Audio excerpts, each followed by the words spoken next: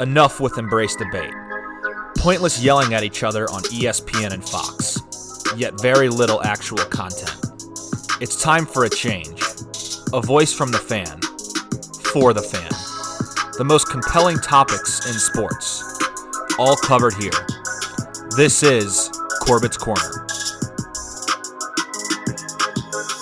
Okay, welcome in Corbet's Corner here on a Tuesday. I'm Dylan Corbett. Wanted to get you something yesterday, and we'll start there. I just was profoundly sad yesterday. It was just a tough day.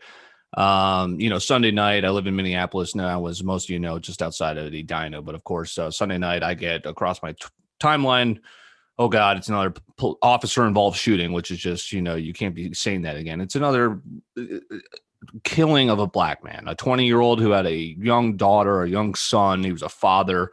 Daunte Wright is his name. Say his name. And again, you could see the body camera footage, and it's just, my goodness, as the Derek Chauvin trial is going on currently, which is obviously the murder of George Floyd in this very city. Tensions are already high. Places are barricaded. And then you have this happen again. And if you watch the video again, it's just unfortunate. But if you don't understand the difference between your gun and your taser, and you are a veteran, 24 years a police officer, you're not very good at your job. This woman should not be on paid leave. This woman should be fired. This woman should be charged with manslaughter. So there have been riots. We've been under a curfew.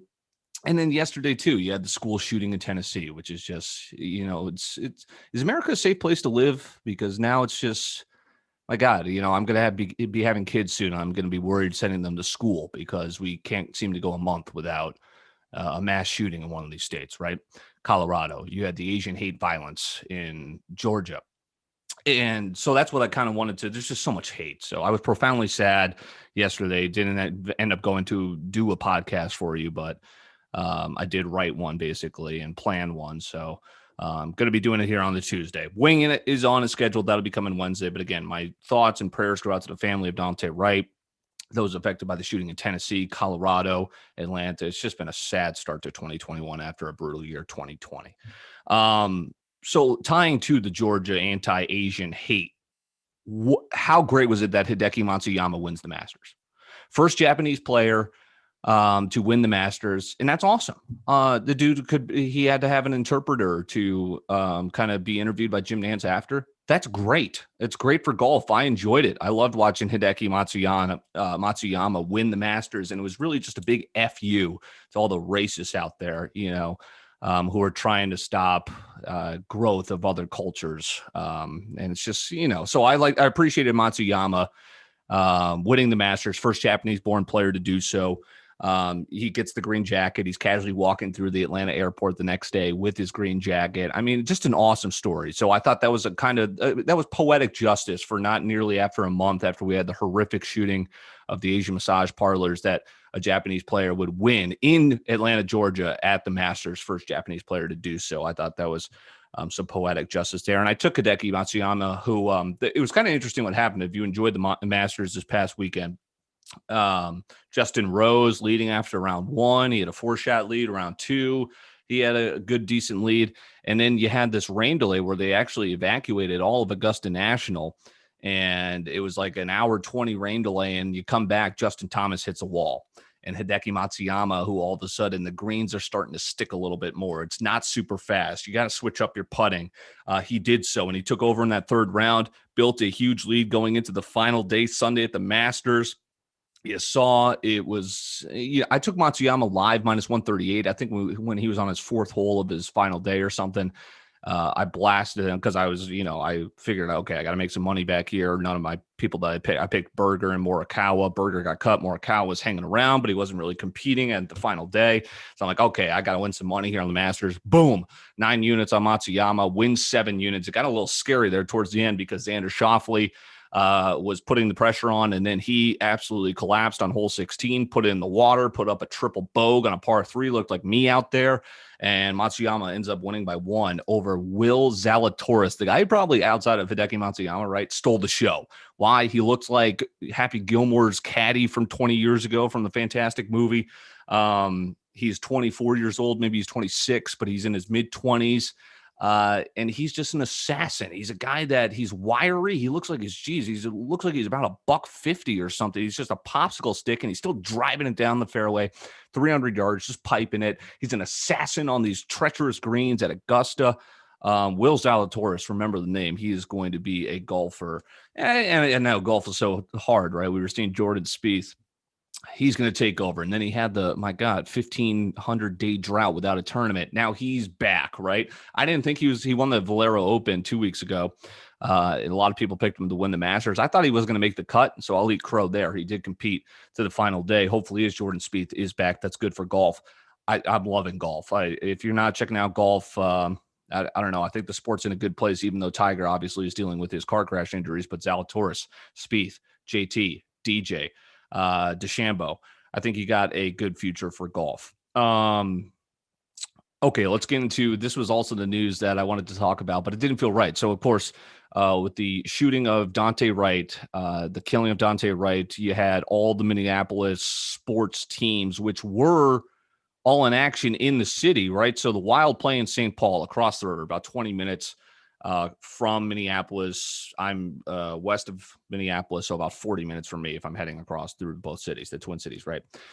They canceled the Wild game, canceled the Twins game, which was supposed to be an afternoon game yesterday. They did play today, so they are playing currently as I'm recording this. It's Tuesday afternoon.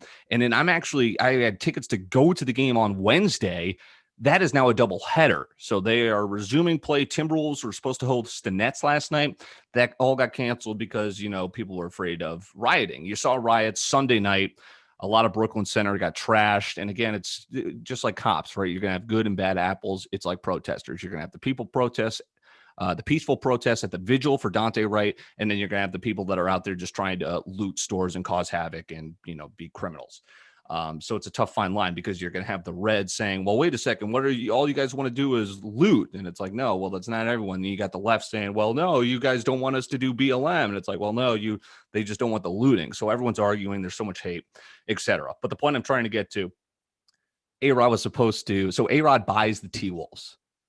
Now, if you've been listening to this for a year, for 6 months, if you know me, I'm one of the biggest T-Wolves critics. I think Glenn Taylor's been robbing the city of Minneapolis for 24 years. Ever since this team came into existence, they had a couple of playoff runs with Garnett, nothing special. Then they had almost a 2-decade-long drought before Jimmy Butler came here, got them to an 8 seed. They get swept by the Rockets, and Jimmy Butler leaves because he realizes this franchise is a failure.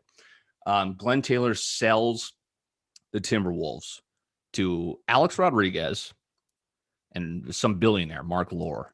It went below market valuation. The Clippers were a joke, and they went for over $2 billion. Now, that's LA. But again, that's also sharing a place with the Lakers, and you're the shadow. So the T-Wolves go below market valuation. They sold for $1.5 billion. The last laugh for Glenn Taylor, as he turned $94 or something ridiculous, his initial settlement back in 1994, the year I was born, and he flipped that into $1.5 billion.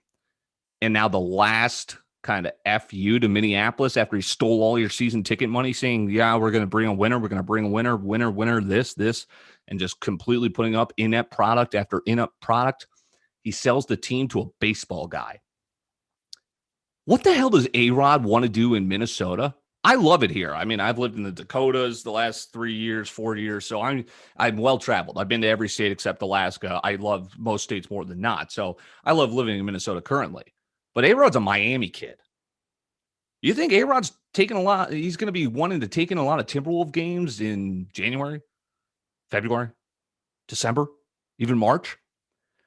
What is going on here? Now, Glenn Taylor said, he literally came out and said, hey, there's assurances they're not moving the franchise, because everyone goes, A-Rod, what the fuck? First of all, baseball guy who is so desperate to get in the ownership game. He wanted in on the Marlins. He was outbidding. He was bidding against Jeter because they are rivals. They want to be, they're kind of 1 and 2 and as the greatest kind of baseball. How do I put this? Not baseball players, but kind of the biggest. This past generation, you remember Derek Jeter, you remember A-Rod, you remember Ken Griffey, right? People know Trout, but that's baseball fans. People that don't follow baseball, you're probably not going to know much about baseball, right? You don't know who the stars are. Everyone, though, back in the day when baseball was king, even in those early 2000s, Jeter, A-Rod. So A-Rod and Jeter are still going at it after their playing career, right? Jeter gets in the ownership game with the Marlins. He beat out A-Rod. Okay, A-Rod's trying to buy the Mets with J-Lo. They get outbid, right? Steve Cohen ends up taking over the Mets. So now he's so desperate. A-Rod's going through his own relationship struggles with J-Lo. So now it was also noteworthy that A-Rod kind of misses out on a couple of teams that he was trying to get into the ownership game with J-Lo. And he ends up with the Timberwolves without J-Lo. I mean, the Timberwolves, it's the Mets, A-Rod and J-Lo, and then it's the T-Wolves. Oh, it's just A-Rod. It's kind of funny. So, but it just doesn't make sense. So Glenn Taylor comes out and says, yeah, no, they're going to stay here. And it's kind of complicated if you read into the details. Glenn Taylor's still going to have ownership control for 2 more years. So he's still going to run this team into the ground for another couple of years. And then A-Rod's finally going to take that ownership control where he's got a big percentage in it. And then what's he going to do? He's going to keep it in Minnesota where they've been a failed franchise for almost 3 decades. Or is he taking it to Seattle where he played almost a decade, a bigger city, a bigger market, a little bit more culturally diverse market, right? You're looking at Seattle, the Asian population there. It's a growing population. And you look at what Minneapolis has been in the news for the last 2 years. Yikes. That's not driving the value of this city up too much, is it? You got the white people saying, oh, there's too much civil unrest. But then you also got black people saying, Jesus, just don't shoot us in the street anymore. What is it, 1 per year? I mean, it's ridiculous. So Minneapolis, obviously, not having a great look here, and for good reason, right? Let's stop killing people, especially, black people without weapons, right? So is Seattle a possibility? What about Vegas? So first of all, Seattle Supersonics returning. And the reason I'm telling you that, Glenn Taylor said this, Glenn Taylor said this. Who cares? Stan Kroenke bought the St. Louis Rams, said this, said that, said he wasn't going to L.A. Guess where the Rams are? I mean, this shit happens. The new owners buy the Seattle Supersonics. No, we're not moving. Seattle's here to stay. Guess what happened? The Oklahoma City Thunder were born.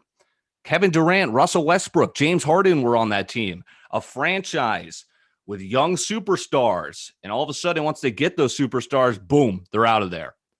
Minnesota. I think Anthony Edwards is a bust. But if Minnesota, which is the worst team in basketball for back-to-back years, if they get another lottery pick and you get all of a sudden Anthony Edwards, Kate Cunningham, Anthony Edwards, Evan Mobley, Anthony Edwards, Jalen Suggs, Minneapolis kid.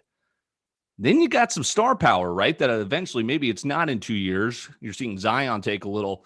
You saw LeBron, Zion take a couple of years before they were playoff contenders, before they were championship contenders. Is this playing out to where A-Rod is going to collect a couple of young guys through these high draft picks for the T-Wolves? And then once the T-Wolves actually get a sliver of good, they're all of a sudden in Las Vegas. They're all of a sudden the Supersonics again. Glenn Taylor said this. Glenn Taylor said that. I don't believe shit Glenn Taylor says in general. So why would I believe that he is saying that A-Rod buying the Minnesota Timberwolves means that they're going to stay in the Timberwolves, and that A-Rod, a baseball guy who doesn't really do that well at analyzing his own sport on Baseball Tonight, in my own opinion, now he's going to take over the Timberwolves and make them a basketball contender? I don't know. Doesn't make much sense to me. And then add into the fact that you got a Miami kid, a kid that has played in Seattle, a kid that has played in Texas, a kid that has played in the Big Apple. He all of a sudden wants to still be in the limelight by taking over the Timberwolves and living in Minnesota. Little fishy to me. Again, Glenn Taylor, in my opinion, I think this is the last laugh. He stole all your season ticket money. He stole all your ticket money, concessions for all those decades, and now he is selling the team to somebody, getting this cool $1.5 billion, and you're going to watch your franchise disappear in the next 3 years. I seriously do believe that. Corbett's Corner here on a Tuesday, winging it. We'll be out tomorrow on a Wednesday, and we'll get you a core trades coming up throughout the course of the week as well. Had a rough day Monday, had a nice bounce back day today. Some big news in the course of the business world. So that'll do it here at Corbett's Corner.